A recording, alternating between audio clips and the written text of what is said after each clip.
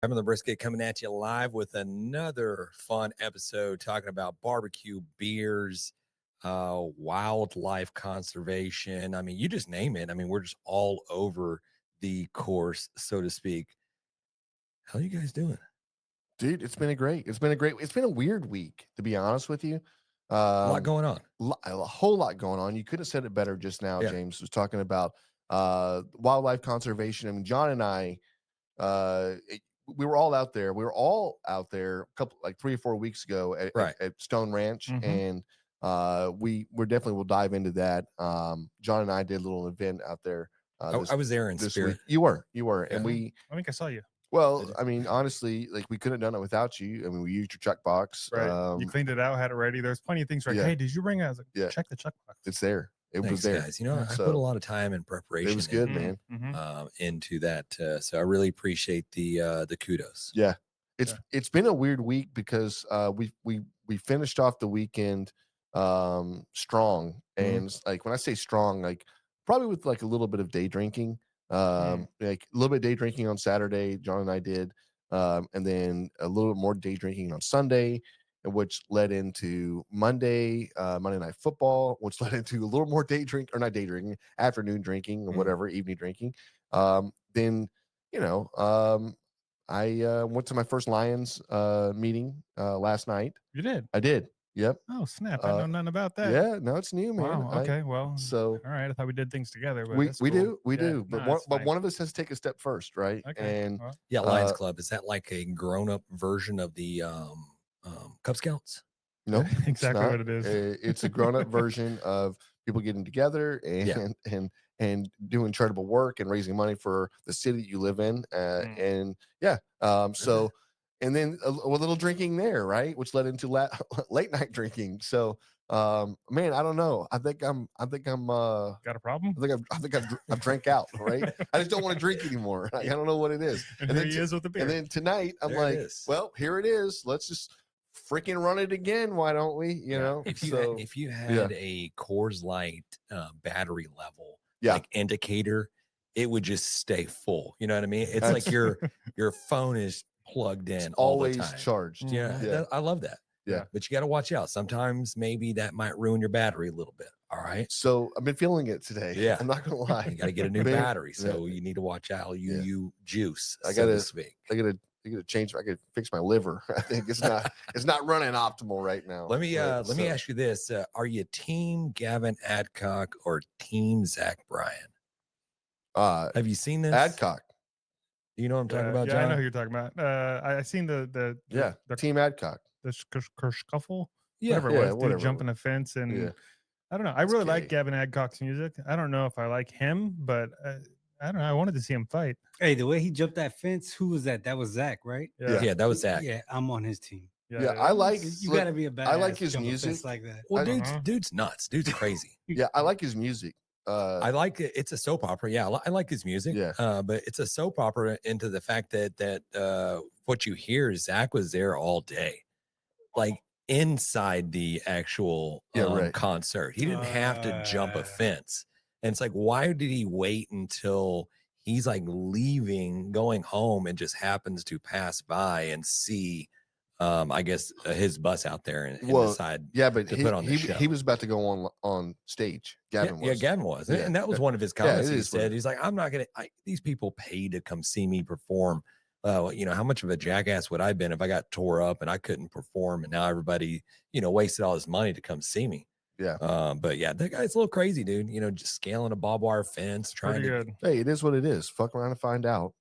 Look, I'm ready for like see him like celebrity death match, not death match, but you know what I mean? Yeah, celebrity boxing. Celebrity boxing. That'd be cool. Yeah, it would be cool. Damn. Okay, we do it out there. I did. Yeah. All right. So if you need commentators on this, let us know. We want in. Yeah, we want in. Yeah. I also really quick before we get into the barbecue, I know I sent a link to you guys here, and I don't know if you saw this, but I've seen this floating all over my For You page for the last probably half of a week or so, and it's these jingles to how-to videos. And I don't know if you guys are getting them as well, but I saw a guy post and he's like, I'm not really sure what's going on, if it's some type of government psyops or something, but he's like, I'm pretty sure I can fly an Apache helicopter. Yeah, right. Based off these little jingles, I know what the little levers are. And he's like, I can probably land an F-18 if push comes to shove. And so I'm like, man, I'm thinking in the back of my head, like, well, what's driving these? You know what I mean? Where's this coming from? Yeah. Is this coming from some, are they really trying Some to get terrorist people out there? Yeah. organization? Yeah. We don't have to terrorize. We could just make the American people think that they could do it. Now they're scaling fences, going into military institutions, trying to commandeer a Black Hawk helicopter. I don't know. I don't know what's happened. Damn. Or if you're just projecting maybe the end of times and everything's already gone and you just happen to be strolling through and like, there's a Black Hawk helicopter sitting right there. And he's like, damn, I know how to. Yeah, I'm gonna check the gas tank real quick. Yep, we're fueled. Yeah. Let's go. I think that we saw that in person when we left all that equipment in Afghanistan. Those guys tried to jump in the plane and take off. It didn't end well. Yeah, right. No, it didn't end well. It was crash and burn. Yeah. They're like That's taking funny. notes. They're like, all right, you go next. Yeah. Like, no, hey, look, no, we've already messed this one up. Yeah. No, that's funny, but it is a catchy tune. Mhm. And you're right. We listened to a couple of minutes of on the way here, and I was like, damn, I feel like I could fly one right now. Right. Yeah. I mean, I didn't even know that little lever with the arm that you pull up and that goes up and down, and you got the two little pedals that does this little number left and here. right, Yeah. And then it tells you when you lift, you automatically want to steer. I think it might be to the right because of the torque is automatically going to take you the other way as you start going up. I'm like, this is all great knowledge to learn. Right. I'm just writing everything down.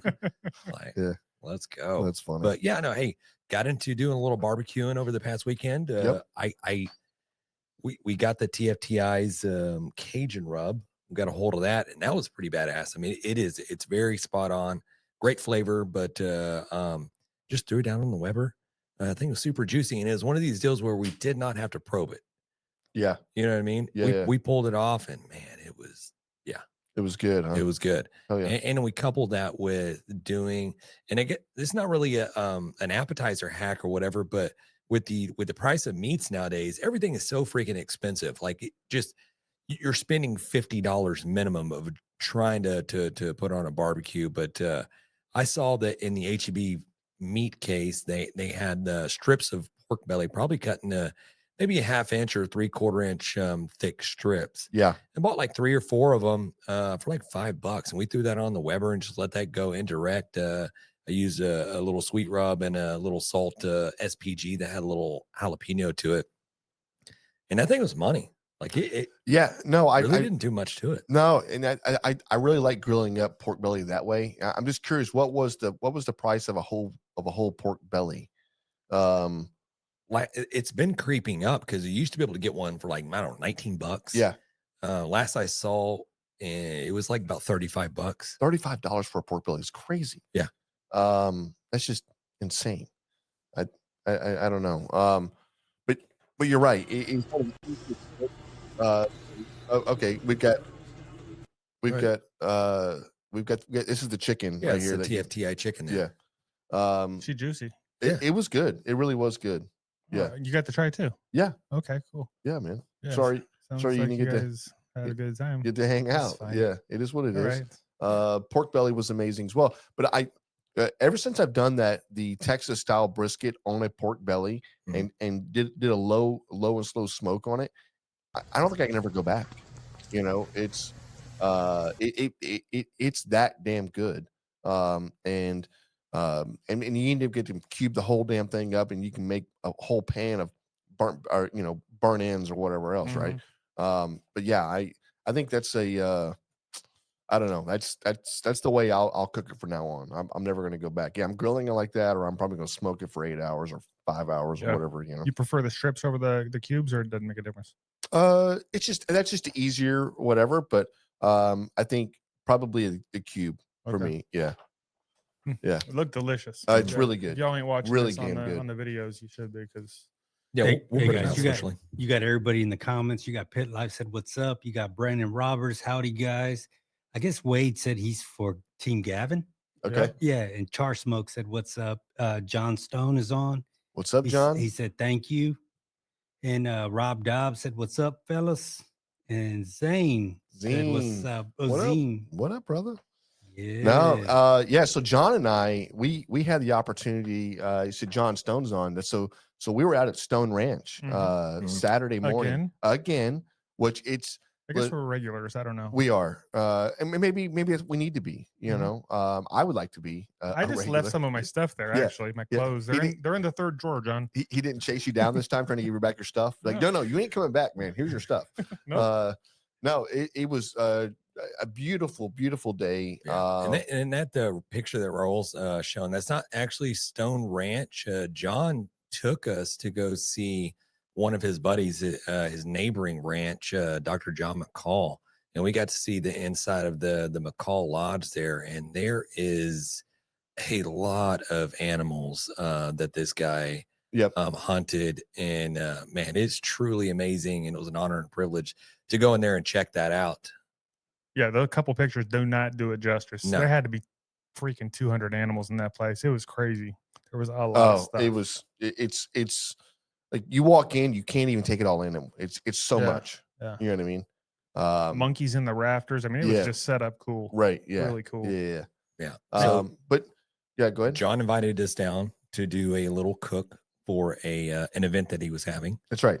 And this was he had a bunch of hunters. You can tell it best. I mean, was it just local Texas, all across the United States? I know there's at least one from Kentucky. Yeah, I think they're influencers, right? Yeah. Social media influencers. They're not. I mean, like they're not bad to look at. They're very, very, very pretty girls. Were they? Yeah, they were. They were. Yeah, I was really focused on the barbecue. I was focused on the barbecue. I don't know what you were focusing on. Did you guys get any pictures? That's what I want to know. Of the food? Yeah, we got some pictures of food. Yeah, the food. Yeah.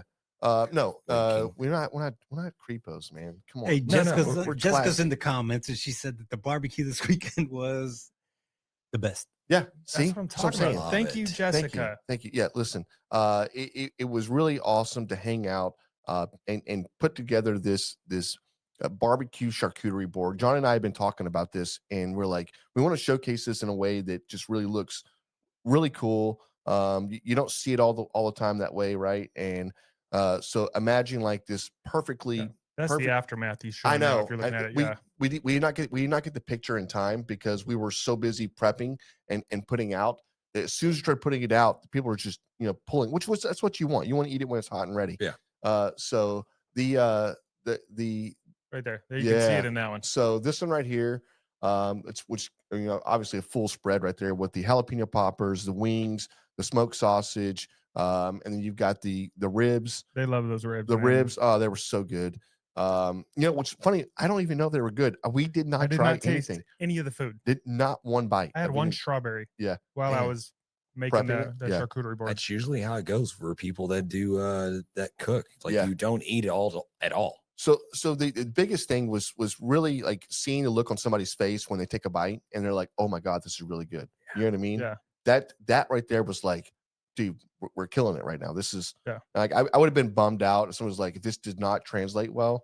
And they were digging. You could tell the food was good. So it was our pleasure to do it. Had an amazing time. Very cool. We would have got more pictures of the food. Honestly, the pictures I have are ones that were sent to us from the gals. When we put the food out there, we put those out there first, and then we did some sliders. I don't know if you got into that already. Nope. But we went back to get the sliders ready, came back, and most of the food was already I know destroyed. I know. We're like, wait, we got more food. Hold on. Right. So we brought a whole slider tray out with smoked burgers, a bacon jam, and then of course we wanted the classic cheese that was kind of seared up, smoked and then seared over top the hot coals. Man, they were they look so good. They did look good. I wonder if they were. Yeah. Did you make any without cheese? 4 of them. 4 of them. Okay. I think there was probably 3 left of those. Yeah. Those right there in the shot. Those were all cheese. Those were all cheesy. Yeah. Well, there could have been some intolerant personnels there that just couldn't do the cheese like me. Yeah, there was one gal that came over and said, "I don't want any cheese, nothing but meat and bun, basically." Yeah. Nice. So what do we got here? We got We got Brandon Roberts in the comments, says everything looks awesome, guys. Rob Dobb looks awesome. Jessica came back and said that the ribs were amazing and the sliders didn't even have a chance. There it is. Yeah. And look, it was cool because you could see everybody there. I mean, everybody was either influencers or are passionate about this ranch and the wildlife, right? But every one of them are, you know, into wildlife or into hunting or into conservation Outdoors. or into so and you could see that on every one of them, and it was cool to see that's their passion. And John did an awesome job hosting. You could tell. I know. Not that we got to do a lot of the other stuff, but they got to go see the whole ranch, do a tour. They got to go shooting. He had somebody come in that I guess they're an arms specialist or something and do like 500 yards target practice. They went fishing, got to go pet all the animals and stuff. All the stuff we got. Well, we didn't get to do the shooting last time, but the stuff we got to do before they got to go do that stuff. And that's right. They had a blast. You could tell. Already seen a lot of the photos and stuff. I know. Floating around. I know. Yeah. It was awesome. Again. Well, I'm just sorry I missed it. You missed it. You missed the time, James. And I got a new toy. Oh, look at this. What do you know about that? Yeah. So on our first trip, this is from the first trip. We were leaving and John presented this out right here. So this is some of the knives on his website that you can pick up, and obviously they're some of the best made in the United States and the world. They're sharp as shit, so be careful because damn things will cut you quick. Heartbeat of a Hunter, that's the brand. You can look them up. That's right. Yeah, Zine, the ranch is in Crockett, Texas. Yep. John, what have you done with that knife so far? I wore it on my hip a lot. Okay. A lot around the house too. Yeah, right. Yeah. Yes. I'm just curious, like, there's an episode of The Simpsons where Homer gets a gun and he basically just uses a gun for everything. Like turn off the TV, gun, shoots it, turn off the lights, boom, gun. So I'm just curious, maybe you use the knife for, you just care, like, this is my fork, this is my, that's a great idea. Everything. Like, I should do that. Yeah. Denny's like, hey, can you pick up those clothes? You're like, yeah, no problem. I got it. You just like stab the shirts. It's like, boom, into the hamper. Turn the light off, stab the switch. Kids are acting up. Oh, never mind. No. So many different uses for that knife, John. That's funny. We need to see it. We need to see videos. Not just cutting. Yeah. Stabbing, slicing. Yeah. Okay. Anyways, great weekend. And then I got to watch the Cowboys play on Sunday. What a wild game. Oh man, what a great ending to that game. It was so good. Hey, Brandon Aubrey, that dude is money. I mean, fuck, a 64-yard field goal just to go into like overtime. And then actually kick the game winner as well. What do we had here? Hey, I'm not gonna lie, that game was pretty good. Yeah, I'm not even a Cowboys fan like that, and not one at all. But that was a good game. Yeah, looks like John came in. Said you guys left your grab bags with your brisket knives. We didn't know. We didn't know. And I'm gonna have a knife on each hip. To be honest, I actually had a date night planned that night, so I was really trying to get back in time. Yeah. So made a good time. We did. Yeah, we did. Looking forward to playing with those. We'll share those when we get them. You guys want to dive into this? We got a barbecue unpopular opinion. Raul's going to put it up there because it's way too small for me to read the print on this this paper here. Yeah, and it's kind of an interesting one. Not so much. Some of the ones we get are just like brisket's better than pork, but this is from Mordochi. Too many barbecue restaurants are in love with being craft barbecue, and they're losing sight of what barbecue's roots are and what makes barbecue a quintessential American lower and middle class experience. What do you guys think about that? I don't think this is an unpopular opinion. I think this is a popular opinion that a lot of people are starting to kind of maybe gravitate towards. No, I mean, it's unpopular because everything's getting expensive. It's because everything's getting expensive, and it's like, nobody wants to say like, yeah, this craft barbecue, right? It's like, you put craft in front of it, and now you've got a $10 extra charge on your bill for traditionally it was taking a tough piece of meat and doing a low and slow on it and breaking it down to be something tender and juicy and whatever, right? So but like if you look at it right now, prices have gone completely batshit in my opinion. And the things that we used to find cheap that nobody was cooking those were the things that we were like a fajita, right? Fajitas have historically always been cheap, but look at what a pack of fajitas cost right now. Crazy. Yeah.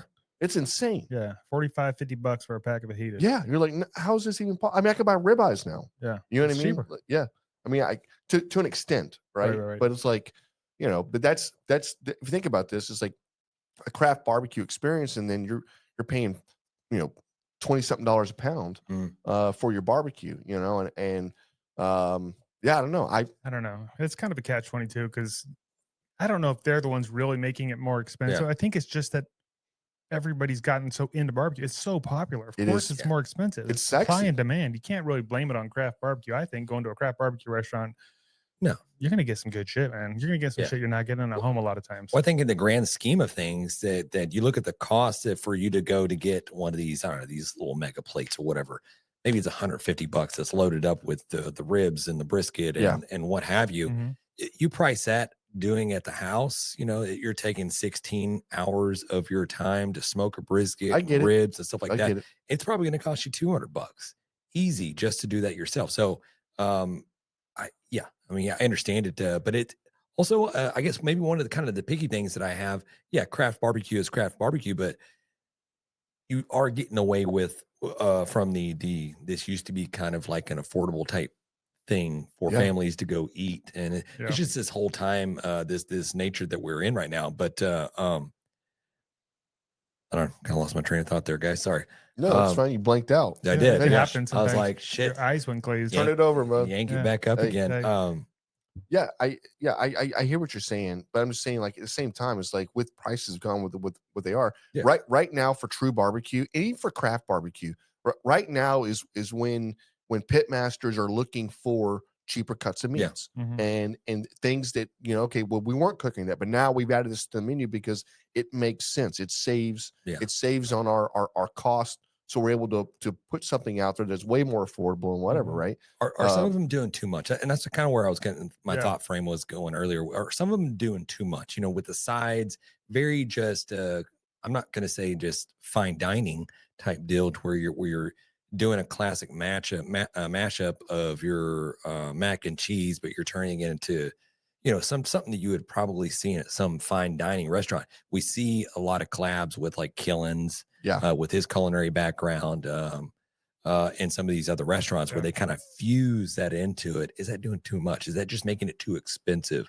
for you to do that instead of just going in and getting your just classic potato salad, mac and cheese, your run of the mill sides and your meats? I don't know. I like them kicked up a notch. I'll say I had Rudy's for dinner tonight. That is not craft barbecue. No, it's crap barbecue. Yeah, really? You didn't like it? Was not good, bro. No, I used to love Rudy's. I used to eat there all the time. It was not good at all. It was just a bad night for him. Maybe. Damn, that sucks. I always think about this, like, and Whataburger falls in line with this, along with these other fast food restaurants and these restaurants in general, of just doing too much, like getting away from what they were known for and what they were people went in to go get. But now you're just adding all this other stuff to it, and you're like, okay, is that really just contributing to the cost of everything? You know what I mean? Yeah, you go back to make a cheeseburger. You go to Whataburger's, like, okay, give me the hamburgers, give me the chicken strips. I think they changed the chicken strips. Personally, I don't know what they did to them. James, they did, but focus on those. But now you got the patty melt, which is a solid burger. But then you add the Western bacon, Western whatever. And now you add this right here, and now there's like 20 different burgers that they offer. Maybe they're doing too much. You sound old. So maybe they should just be a restaurant that just does Get like off my freaking lawn. burgers, cheeseburgers, fries, shakes, and sodas, and that's it. Yeah. Sounds great. What's the old Saturday night skit? In-N-Out. Cheeseburger. Because that's what In-N-Out does. No. It's negative. I'm just saying that's what they do. Yeah, but at least have some freaking ketchup, right? Some mayonnaise, some mustard in your establishment. Please. What kind of condiments do they have over there? They got the secret sauce. Asparagus or something. Yeah. I don't know. Their fries suck too. Yeah. Worst fries in history. Don't get their chili and cheese fries. Yeah. Hey, listen. You want a real review of In-N-Out? I go in. I've never been to one. I think we're in Fort Worth or we're somewhere, right? I don't know where. But I go in. I'm like, hey, order this burger. I'm like, can I get let me get some fries? I said, oh, y'all have chili cheese fries? They go, yeah. I said, all right, give me an order of those too. Hey, I go sit down. I come back up and I look down. I got this fried bag or whatever it is, and then it's got this melted cheese that's already hardened. Like you pick one fry up and the entire bunch of fries came just up, right? Plop, just a square cheese just dropped. Yep. Also, the chili was little yellow chilies that they just put like on top. Little tiny banana pepper looking things. Yeah, they put on top of the fries. And I was like, what the hell is this? And I go, I thought you had chili cheese fries. She goes, no, we have chilies and we have cheese. And I go, just give me my food. This is gross. Like, whatever. I was so unimpressed. Just get it together. He liked it. Can we just get HEB to purchase In-N-Out? Or no, get them to purchase these Whataburger. California companies and these other big hedge funds keep buying up all the badass like Texas chains. Like Shipley's just got sold, right? They just got bought out by some chain in California. It's going to turn out like weird. They're going to change something. You know what I mean? Guacamole donut. Yeah, the guac. Get the guac. I'm like, no, come on now. Damn, dude. If I go to the Shipley's and they taste different, it's done. I'm never going back. I'm never going back. Never happening again. Hey, Rob Dog came in and said that he says, I see the fusion being the wave of the future. Yeah, you're right. Traditional is still the bomb. Yeah. No, it is. And that's so, barbecue is changing. But I love the fusion barbecue a lot. But again, at the end of the day, it's like, it has become way more culinary than it historically has ever been. And you've got people that have gone to culinary schools and worked in fine dining and worked whatever else, quitting their 9-to-5s and opening up a barbecue joint, and they're elevating the food. I'm not saying they're not, right? But at the end of the day, it's like a barbecue is supposed to be barbecue. It's supposed to be around friends, family, beer, beer. And then, none of that liberal stuff. Yeah, right. And good times, right? So, I mean, that's what I look. I mean, the backyard barbecue scene, I think, is like that's what it's kind of missing a little bit now. I don't know. Yeah. So, I thought that unpopular opinion might spark something. Yeah, and it certainly did. Hey, we got some hot off the grill barbecue news. A little shout out to Boars Night Out. They were at the Grove this weekend, Ole Miss versus Arkansas. They went all out, catering a whole hog for a family tailgate setup, complete with Rebel Flair. Helped snag the Tailgater of the Game award, I guess. Nice. That's how you do barbecue in style at a college tailgate. Market calendars. Barbecue News Magazine is going live. This is going to be the 2025 Rubs of Honor Top 10. It's going to be Tuesday, September 30th at 7 p.m. This is the thing we talk about a lot throughout the year. So if you guys want to see who won the 2025 Rubs of Honor, the top 10 is going to be announced. It's September 30th, 7 p.m. on Facebook Live. Head to the Barbecue News Magazine page, and you will be able to see who won. Perfect. The last thing I got here. Oh, did you guys see this? The crew at Underseasoned, I think it's a podcast out of Australia, just dropped their top 150 most influential people in barbecue. Yeah, I did. Already sparked a lot of conversation. Are we in it? We're not in it. But I will say this. Are there any podcasts in it? There's one podcast in it. There's a lot of people on this list that have been on our show. And I'm not saying there's a correlation here, but we make you better. I mean, we got to do the math, right? You come on our show, your barbecue gets better. And that's truth. Let me read through this list real quick. And I may have missed some, but I'm just going to read through real fast just to give some shout outs to our friends. Malcolm Reed, Bill Purvis, Arnie Segovia, Heath Riles, Mel Shamilar, Jess Prowse, Tuffy Stone, Myron Mixon, Mo K-Son, Meathead, Rodney Scott, Kevin Bledsoe, Al Fragoni, Fred Robles, Chuck Motto, Brad and Brooke Orison, Susie Bullock, Matt Grark, Ryan Lane, Greg Rimpey, Mark Lambert, Darian Cosmo, Leanne Whippen, and our boy Kel Phelps is on the list. So that's cool. That's badass. He should have been higher on the list. Honestly, I liked most of the people on the list. There's some that I didn't know who they were, like from other countries and stuff. But I didn't like the order of the list very much. I didn't. Well, is it in order? Yeah. Okay. Yeah. Did you see like who number one was? I just saw some of the social media posts. I did not see who number one was. Malcolm Reed? No. Number one was Daniel Vaughn. Daniel Vaughn. Most. I don't. I don't know. I don't know. No. I'm sorry. I have no beef with Daniel Vaughn. He will get. Listen. His barbecue palette, what he puts together, but he puts you on a list or he doesn't, right? And it's like It's very influential. I'm not saying he's not influential. He definitely has It's influence. very influential. He has influence over people who eat barbecue. He's influential over who is in the top 50 in Texas.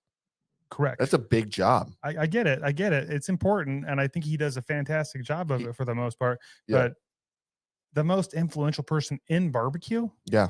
I ain't buying that. I feel like this is going to be a whole episode by itself. I feel like we need to maybe next week or another Daniel Vaughn on. Let's dive into this because this is something that definitely needs to be discussed. Yeah, maybe we save this and just get kudos to everybody who made the list. Yeah, very cool. Kel Phelps. Hey, that's what I'm talking about. Let me ask you just a really quick question, because we love all these people on this list.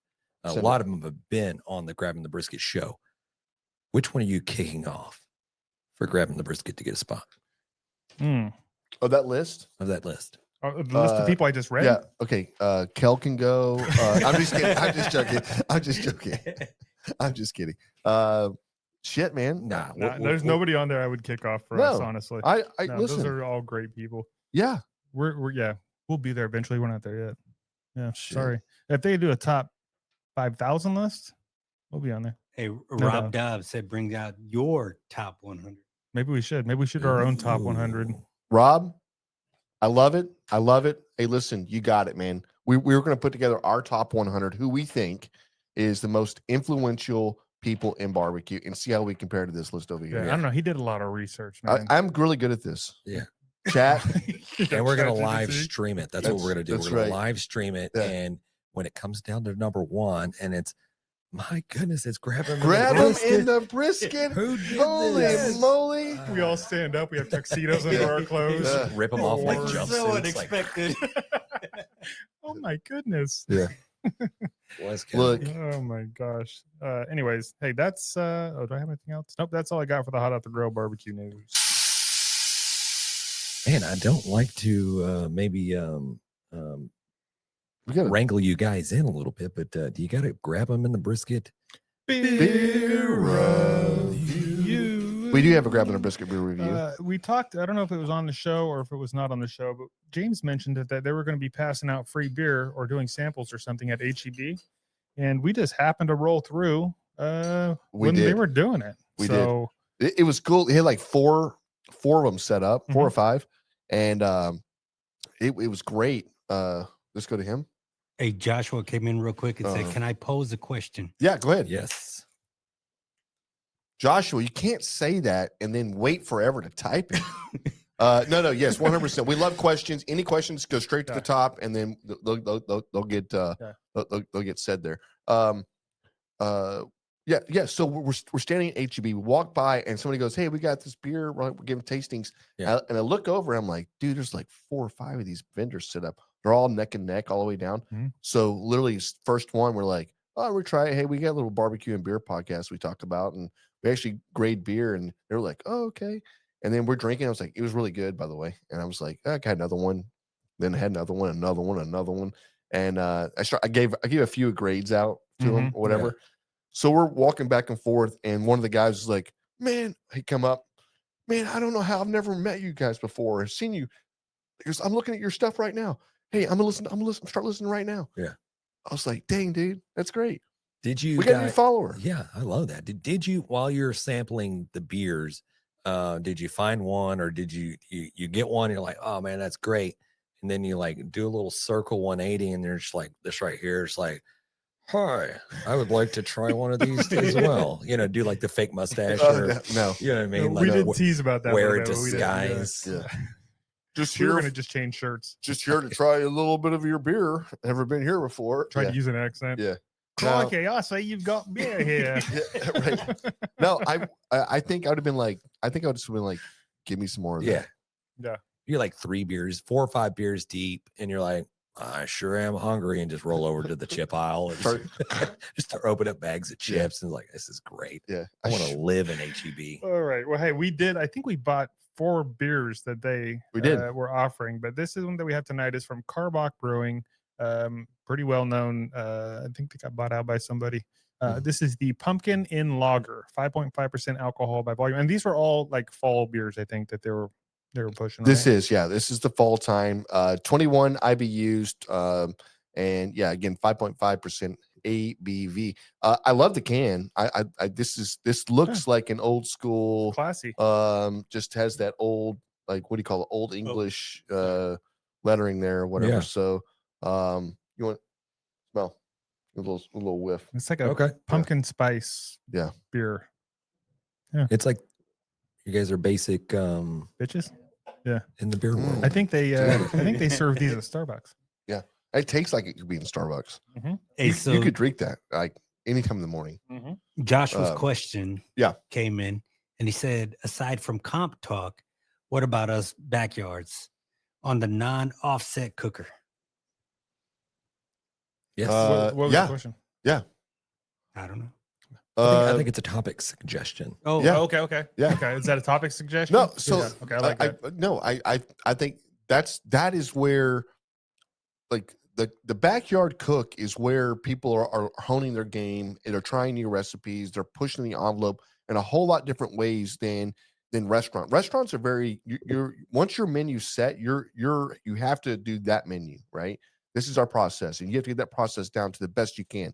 The backyard cook, that dude's starting at like 6 a.m. He's opening a beer, right? He's got TV on. He's playing different seasonings and thinking outside the box in a way. It's like, well, because a lot of times it's regional to what you have in your area, right? And you're picking those things up, right? And then I think there's also a little math involved as far as like the beer to time ratio of when you wake up and you're like doing a little math in your head. Okay, if I get up and I drink one beer while starting the fire, then by the time I'm done with the second beer, the fire's lit. Then I'm lighting then I'm doing this, but remember to drink some water in between, which you never drink water. And then by the time you get to the like maybe midday, you're like, I should probably take a nap. And you're like, let's put this thing in the oven. Yeah. No, I think let's formulate an episode coming up very soon, and just focus strictly on backyard cooking. Yeah. So Josh offset, non-stick. So Josh said, "Hey, sorry guys, lack of context there." We hope that's what you're talking about, Josh. If it's not, please let us know if there's a different direction there. But we're happy to, man. Yeah. Hell yeah. Yeah. You guys check out the new pumpkin spiced infused pellets. Is that really a thing? Yeah, I just made it up, but I'm sure it's out there. Oh man, I'm sure it's out there. You had me going. Traeger scientists are just working very hard on trying to get those spices just right. I thought that would be a Kingsford thing for sure. Yeah. No, I do agree with Josh right there. And then Char Grill Smoke says backyard barbecue is where it's at. It really is where it's at, because where it all starts. I mean, honestly, give me one brisket and a couple of chickens and whatever to cook and make the best that I can do. Like, I'm gonna come up with some crazy stuff, and it's gonna be really, really good, right? Repeating that process day in and day out, and you've got to, a restaurant or a comp team has to do one bite, or I'm sorry, a competition team has to do one bite. A restaurant, you've got to have every bite, and everybody has to come back for more, and it has to be so consistent.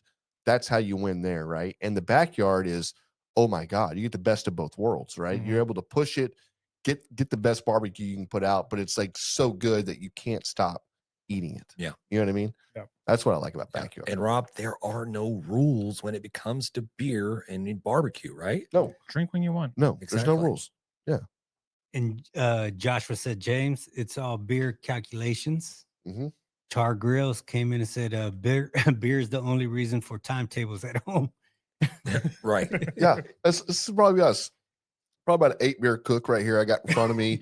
I plan to stay hydrated a little bit, right. And I might get a little snack in between the flipping and whatever. But probably 8 beers, and we'll get this right. We'll get and this turkey is off. There a little trigonometry involved when you start stepping up the beers with the higher ABV? If you start hitting them stouts, they're like 10%ers. Yeah. That the ratios between the 10%ers and the 4.4, the 5%ers. Yeah.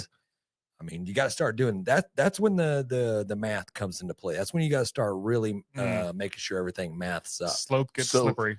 So I'm a ramp up guy, right? I like to start off with like a light beer, then gradually move into like something that's maybe a 5.5 or 5.6 ABV.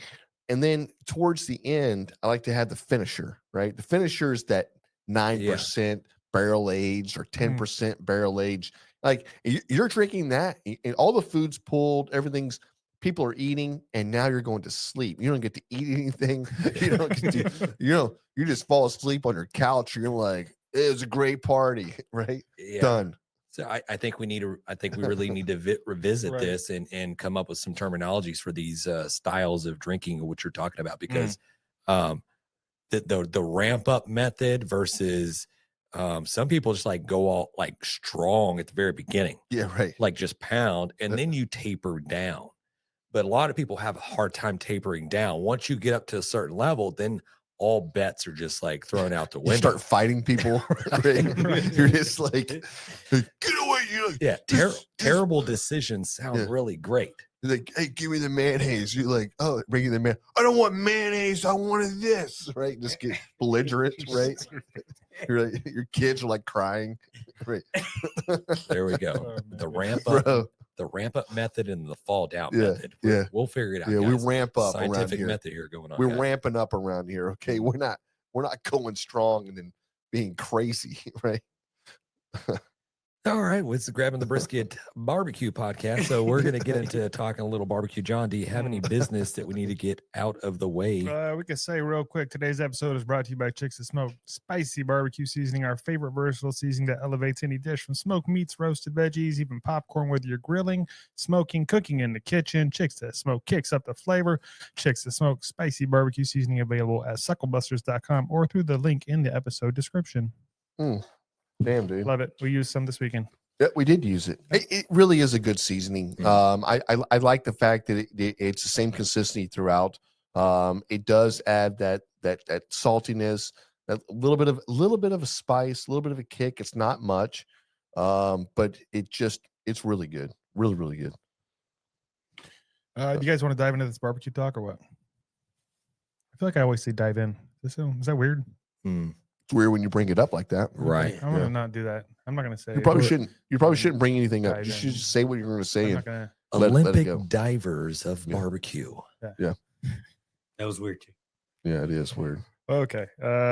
What brisket hill will you die on? What does that mean, James? Can you explain the concept here? Well, I think there are tips, tricks, things that you do when you cook barbecue, when you cook brisket, that you have to do every time to make it successful, fantastic brisket. You know what I mean? Yeah. It's something that you will go down swinging when somebody says, no, that's dumb. You don't do that. Or why would you do that? You know what I mean? Questioning your methods on doing a brisket. You know what I mean? It's like, I'm going to fall on the sword. Should you brine your brisket? Yeah. Right. We got, I printed out 4 pages worth of comments and opinions and brisket hills, I guess. Yeah. I don't know if we'll get through all of them, but we do appreciate all of them. Do you want to start with the first one there, Jan, or you want to? Yeah. We got our boy Josh Bonifiglio. I think you're adding some extra vowels in there, but it's Bonifiglio. There it is. I got it. It says, I'll never dump tallow on my brisket or inject with tallow. I do, however, like to dip slices in the drippings. And I agree with that. Yeah, he says tallow sucks. Listen, it doesn't. I know it looks good for the video. Yeah. And it's like here's one for the gram, right? Let's throw it out there. It does nothing. It literally does nothing. It didn't add extra moisture to your brisket. It doesn't do any extra flavor for your brisket. Makes it greasier. It's just a greasier brisket. So congratulations on doing that. I it's weird when I see people doing it. I'm like, dang, dude, I just would never do this. Like it rendered all the damn tallow already it had naturally inside.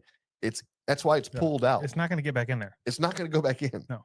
This is a barbecue hill that I die on as well, and I make fun of it all the time. It's just weird. And it I joke all the time because I don't know. Sometimes they seem kind of serial killerish. You know what I mean? With their just use of beef tallow all the time. You know what I mean? It's like you put the beef tallow on the skin or it gets the hose again. Yeah, right. You know what I mean? Right. They're just slathering it all over the face. Actually, there are some pretty good benefits of using beef tallow. I have some. in your I actually moisturizer. have some at home that I use. Yeah, James. it's made with beef tallow, Yeah, right? it is. That is an acceptable Yeah. use. Use it in your beauty products, Jan.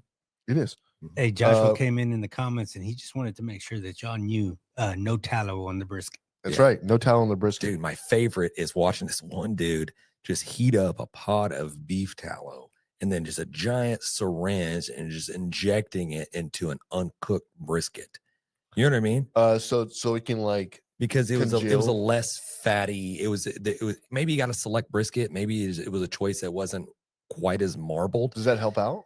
No. How do you know? Because the it's just leaking right back out of the hole you just put it in. What if you taped it up or something, James? Look, put a little plug in it. Put some spackle in it. No, I'm just kidding. Maybe. No, it's You weird. know what I mean? It is weird. Like, I think you want to get into the whole Right. like oil and water don't mix type deal. Yeah. The myoglobins. Right. No, nobody wants to hear they that. get into a street fight with the beef tallows and they're trying to get it knocked out of there. So yeah.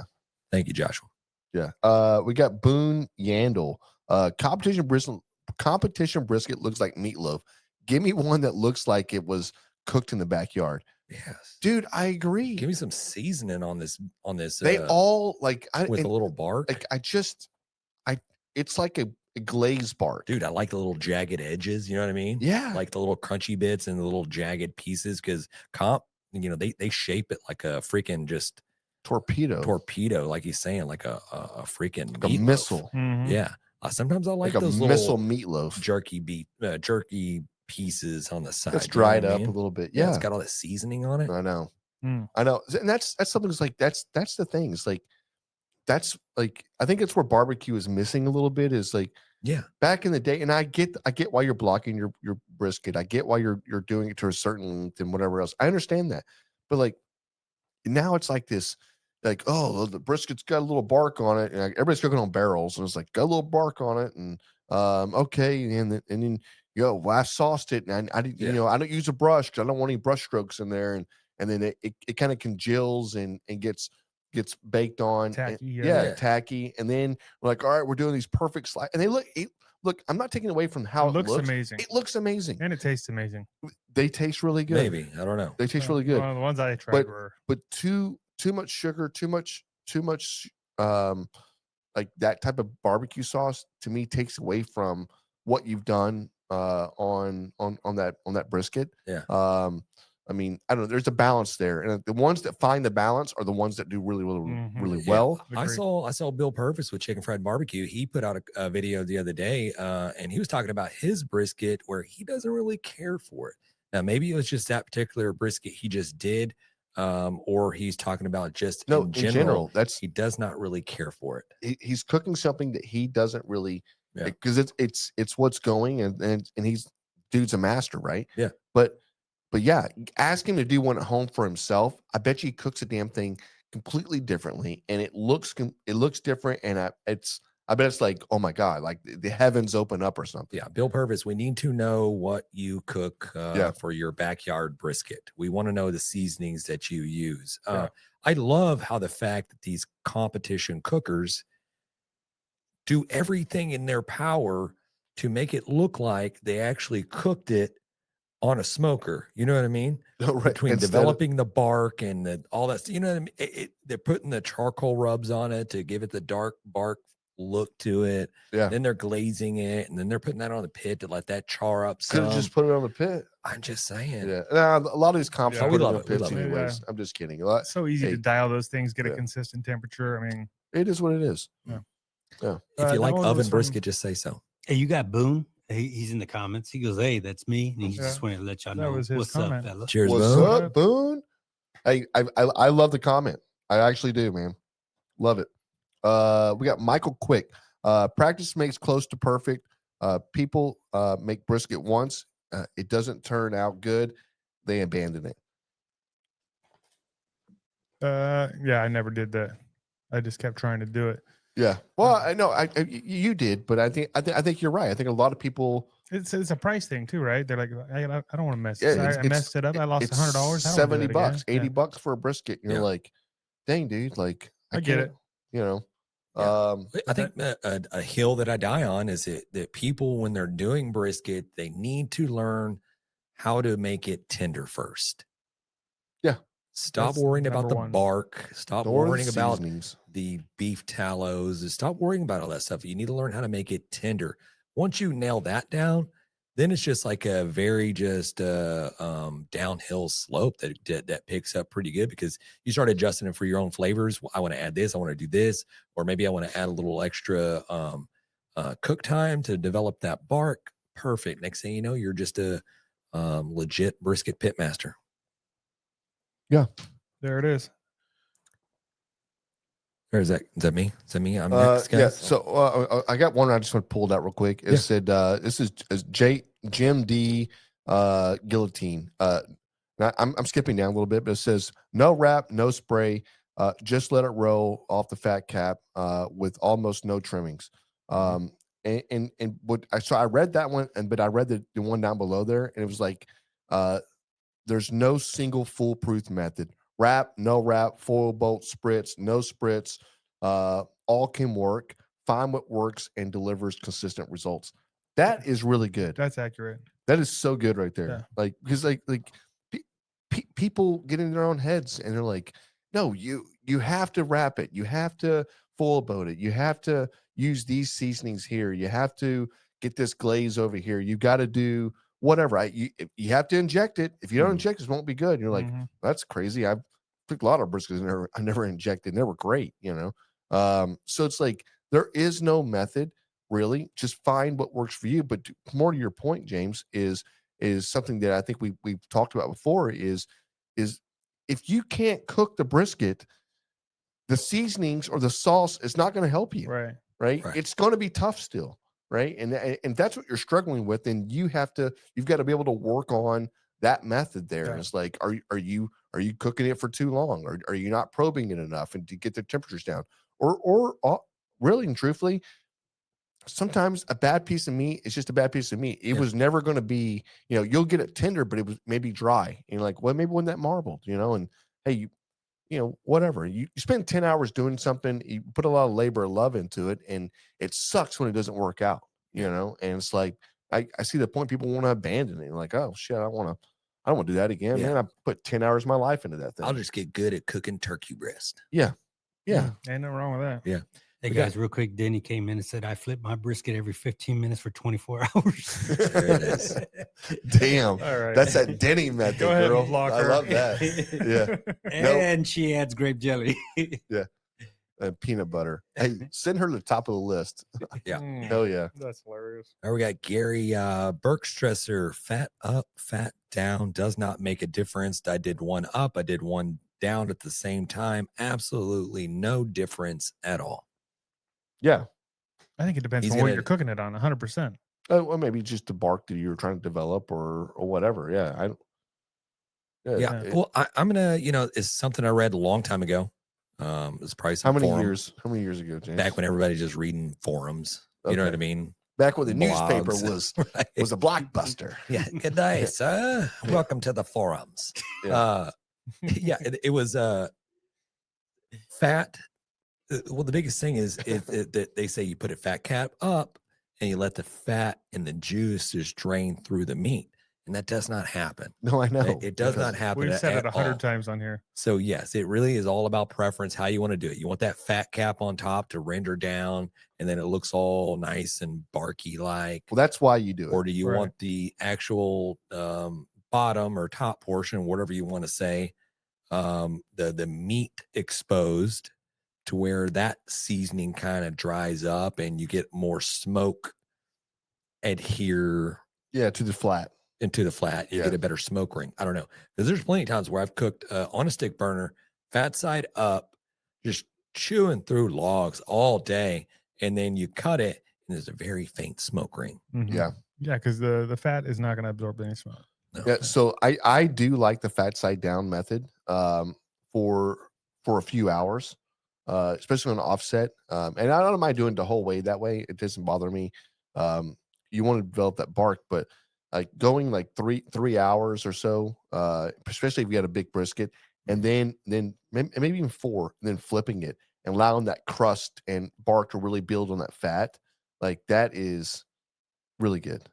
I'm hungry. I want brisket now. That Yeah, sounds really good, actually. I know we got a whole list here. I know we're not going to be able to get through all of them. Let me just read one. Like Aaron Leslie said, I don't cook much brisket.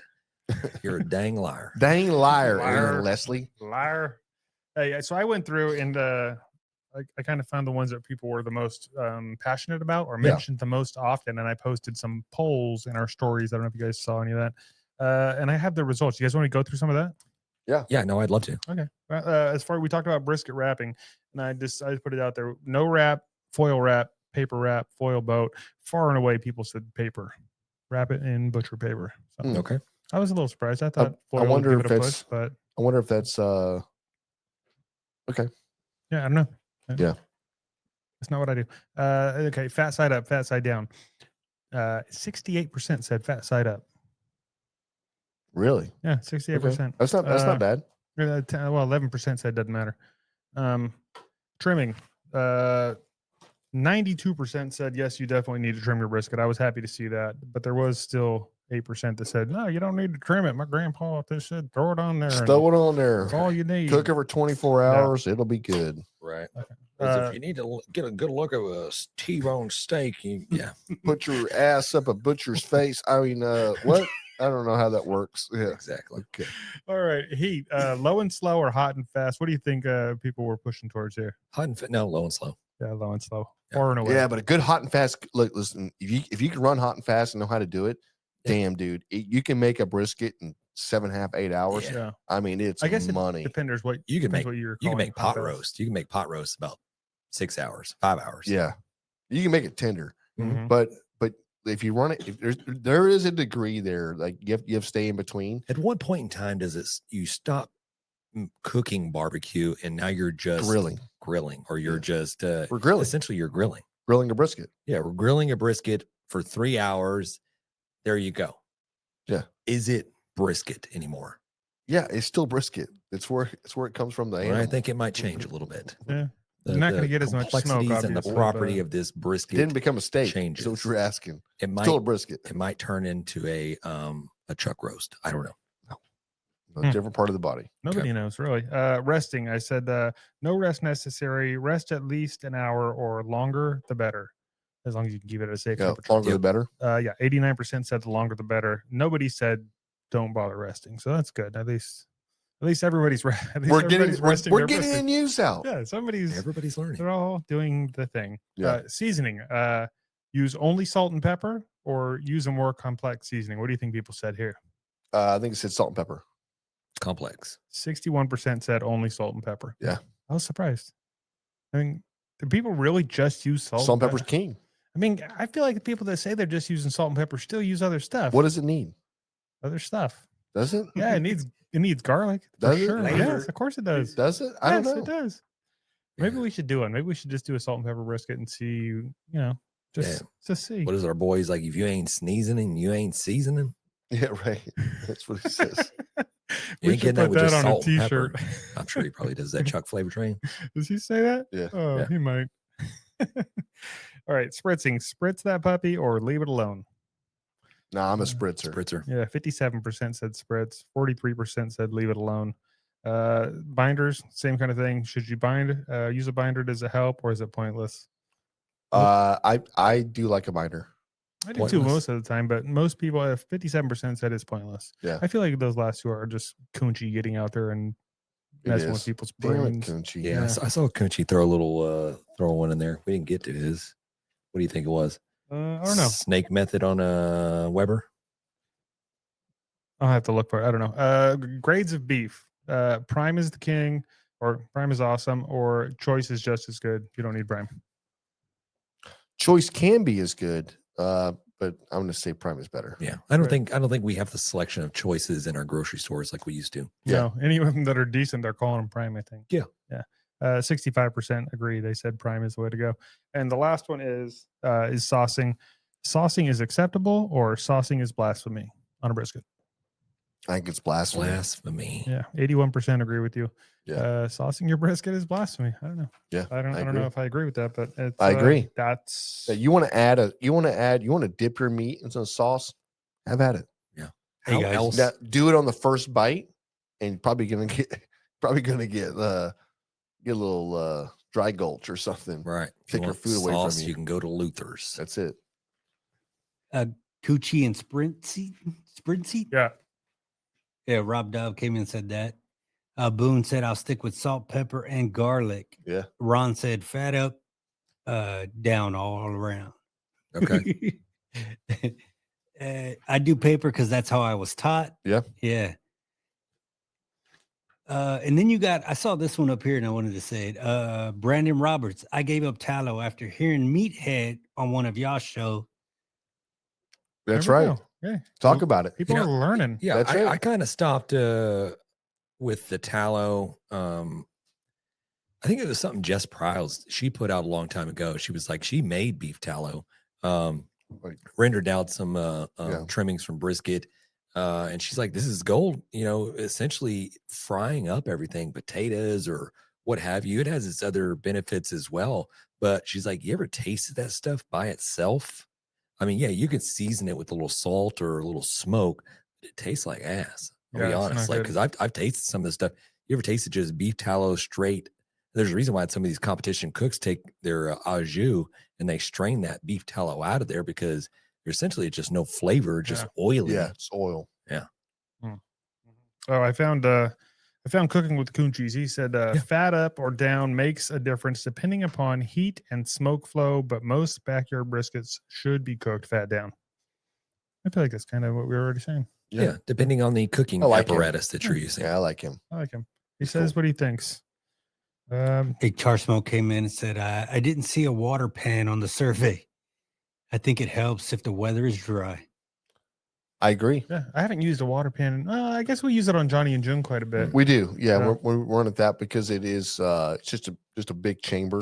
But in this area, like our humidity level is really high. So we don't really run into that. But we still do add especially if we're doing on Johnny, the pit, we still add the water pan in there. It does slow the cook process down, and a lot of people don't realize that is like when you're steaming like that, you're regulating that pit down to a certain temperature, and you might think like, oh man, like I'm on pace to be done at this time. You might want to add another couple hours to that because it will slow your cook process down. Here's one more we had.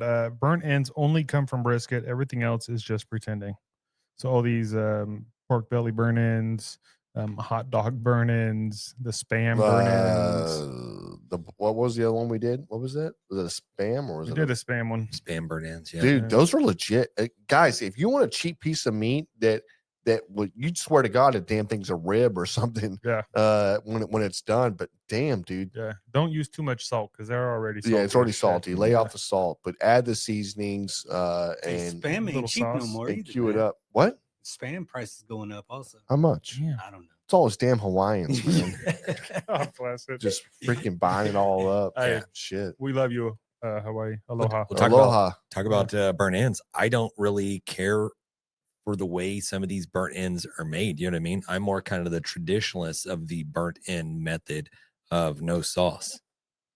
Yeah, just cooking it down. Just rendering it down a little bit more than what it normally is. You can always kind of dip it in sauce you want to do it, but traditionally back in the day, those burnt ends weren't, rolled in sugar and sauce and butter and thrown back on the pit. They were just scraps that were put out on the counter for patrons to nibble on because they're kind of the burnt ends, the dry, crusty bits that they didn't feel like they could sell. They put them out there, and then people started gobbling them up. And the next thing you know, they started requesting, "Hey, I want some of those burnt ends." And now that has morphed into this saying, "Well, we just dump a whole lot of butter and sugar and barbecue sauce into it, and it's burnt ends." That's not burnt ends. Yeah, you got to burn it first.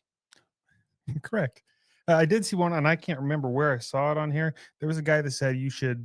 He said don't trim too much off your brisket, which whatever. He said put a pan underneath your brisket, and just catch all those trimmings, and then use like some red wine or whatever, and deglaze it and make a little sauce, a little gravy for your brisket. Have you ever done anything like that?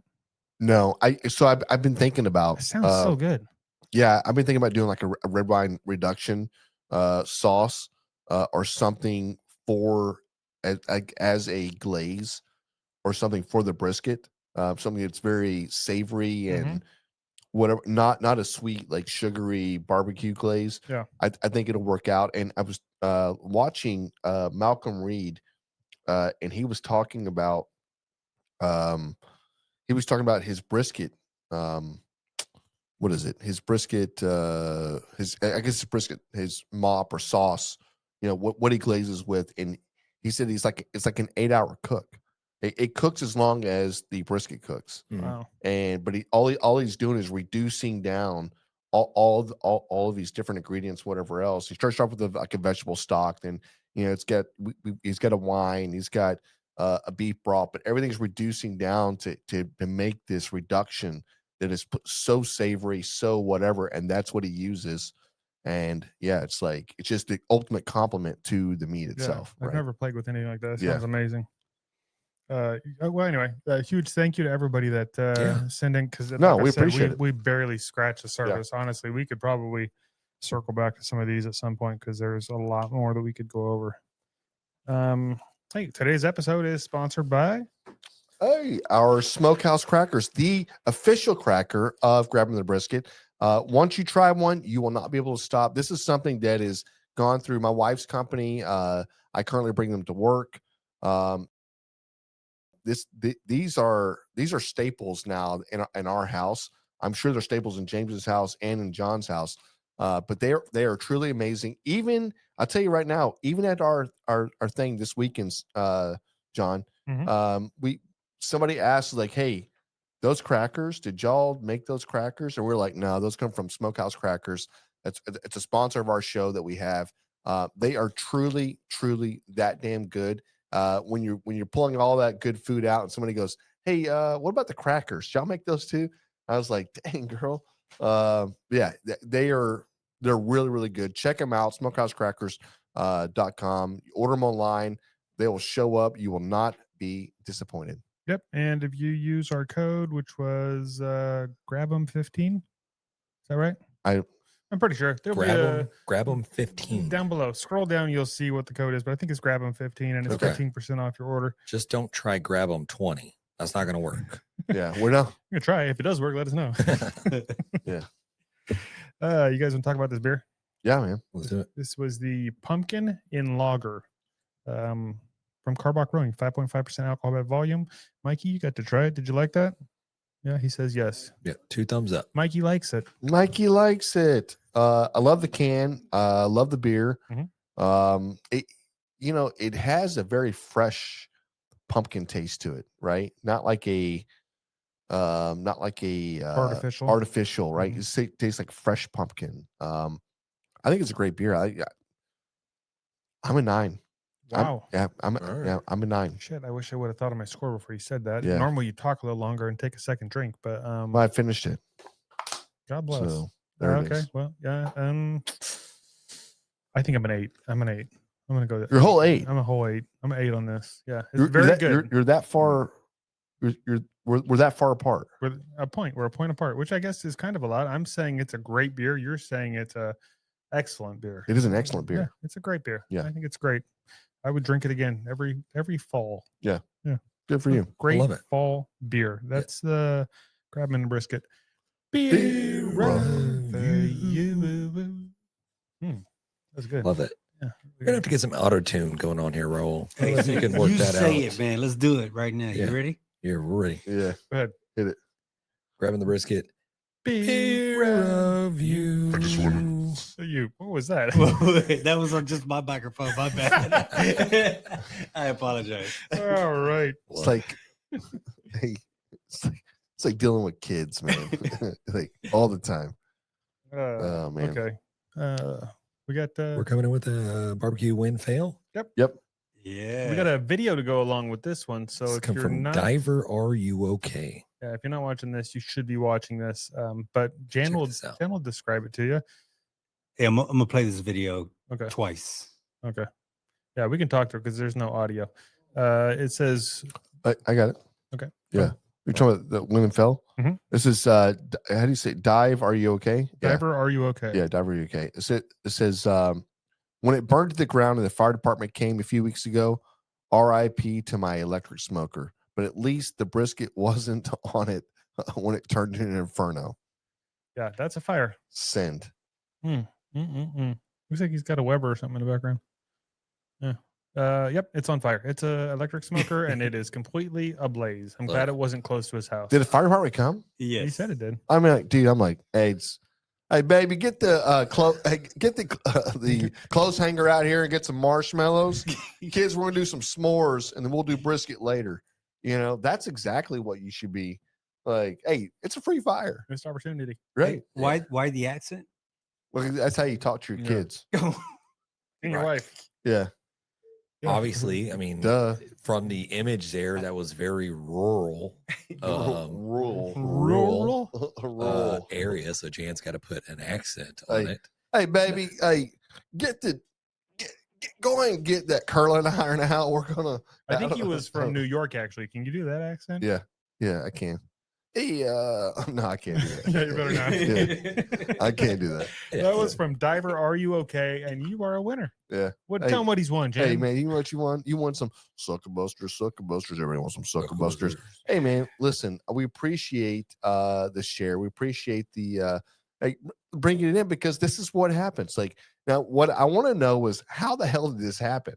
Right? Yeah, I need a little backstory on how this happened, but you sir, or ma'am, things when you have electrical grills. Yeah, put rugs over them and shit. Your extension cords, don't do that.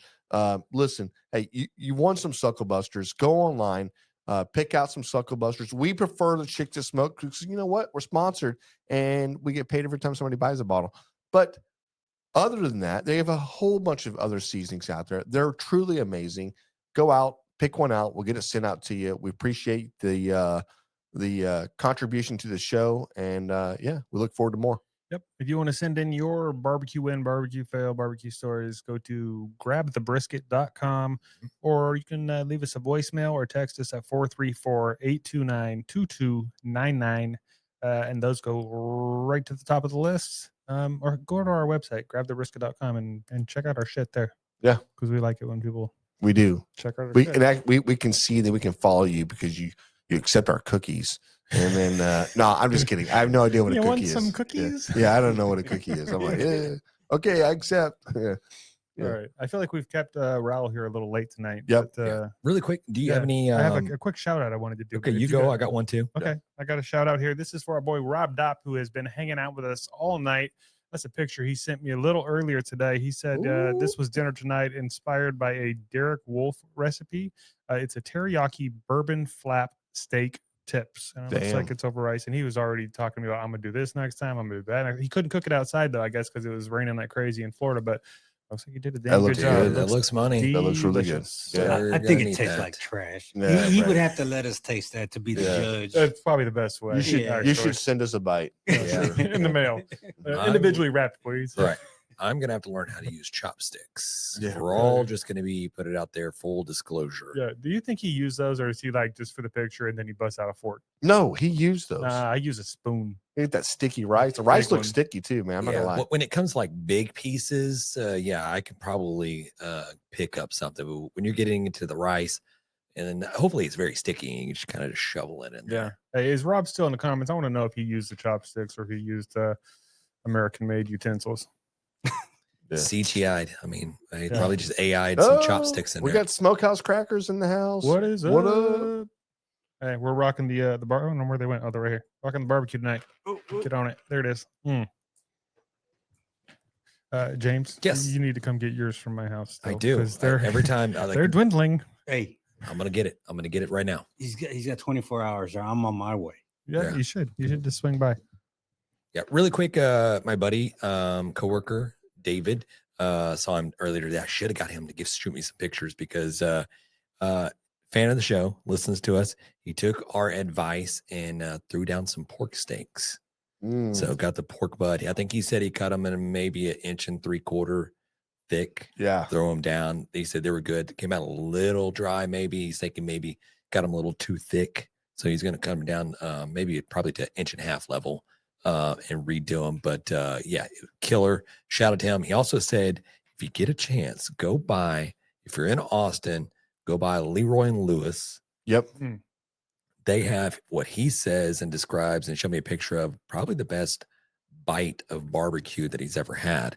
And it's something that we need to get our hands on and try and maybe try to duplicate this thing. But it is a pork rib with the pork belly still attached to it. And it's wrapped in bacon and smoked. Yeah. So it's like it looks like a really tall, very like thick. Oh, how do we get that? I want to do that. I would do that. That sounds really I think good. we know a couple of guys. We talked to Perry Brooks over there at Stone Cold Meats. Maybe they can hook us up. Yeah. Tonight it was with a fork, but I use chopsticks often at home. Sure. Look, Rob, right now we're seeing a lot of different lies in your picture to your tongue, right? Listen, we assumed you were using the chopsticks. And look, I did not. Yeah, you thought whatever. I'm the person that uses chopsticks, and I'm frustrated the entire time I'm doing it, but I do not quit. I'm like, when you go to like a Chinese food restaurant, I will they bring figure this chopsticks. I'm out. like, I'm gonna do it, and then they bring out the soup, and I'm like, this is soup. How do I do this? Just pick the bowl up and drink it. Yeah, that's funny. I love it. Hey, as always, guys. Hey, beautiful episode. Raul, you kicked ass. Great job producing over there. Yeah. Appreciate all the fans, all the listeners, everybody that jumped in and interacted with us in the chat. Our live Thanks. studio audience. Well, mostly live. Yay! Thanks to everybody that submitted their barbecue or their brisket hills to die on. Yeah. We There's a love lot. doing this. Love And Joshua gave us a suggestion on maybe possibly next week's episode or future That to backyard. focus on the backyard. Let's go. Let's go. I like Yeah. it. I like it. Hey, as always, it's been great talking barbecue with you. Peace. You get the right camera there. Yeah. Hey guys, thanks for tuning in to another episode of Grabbing the Brisket. Big shout out to our amazing sponsors who keep the smoke rolling. The National Barbecue and Grilling Association, connecting and growing our barbecue family. Barbecue News Magazine, your go-to source for everything happening in this world of the Q. SUCKLEBUSTERS award-winning rubs, sauces, and seasonings, the best in Texas. Chicks That Smoke Spicy All-Purpose Seasonings brings bold flavor with every shake. And of course, Smokehouse Crackers, the snack that disappears faster than a perfectly smoked brisket. Support the folks that support barbecue and this show. We'll see y'all next time. And remember, grab them in the brisket.